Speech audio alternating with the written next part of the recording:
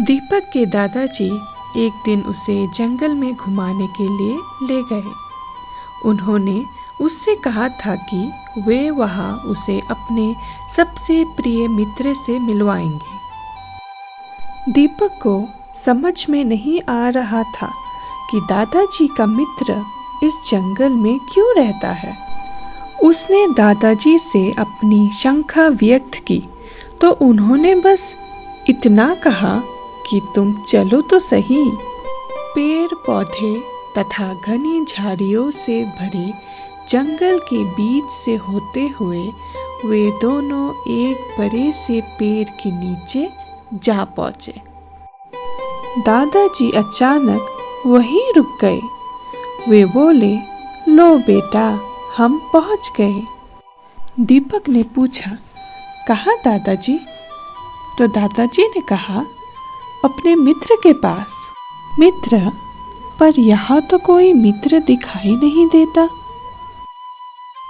तो दादाजी ने कहा, अरे ये क्या है, तुम नहीं देख रहे हो ये इतना बड़ा आम का पेड़? तो दीपक ने कहा, आम का पेड़ और मित्र दादाजी, आप तो मजाक कर रहे हैं।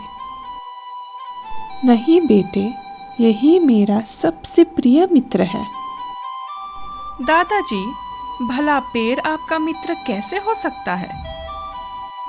दादाजी ने कहा, देखो बेटे, ये हमें फल देता है, लकड़ी देता है और दादाजी ये हमें छाया भी तो देता है। हाँ बेटे, यही नहीं, ये हमें ऑक्सीजन भी देता है। हाँ दादाजी, मैंने अपनी किताब में भी ये पढ़ा था।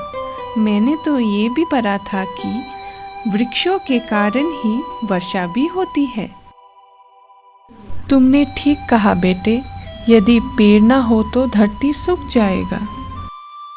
दीपक ने कहा, तब तो दादाजी पेड़ बहुत ही उपयोगी है। तुम ठीक कहते हो बेटे, ये हमारे वातावरण को भी शुद्ध करते हैं। गंदी हवा लेकर ये हमें शुद्ध हवा देते हैं। दीपक ने कहा, फिर तो मैं भी अपने आंगन में पेड़ लगाऊंगा। जरूर लगाना बेटे, याद रखो ये सभी पेड़ पौधे हमारे परम मित्र हैं।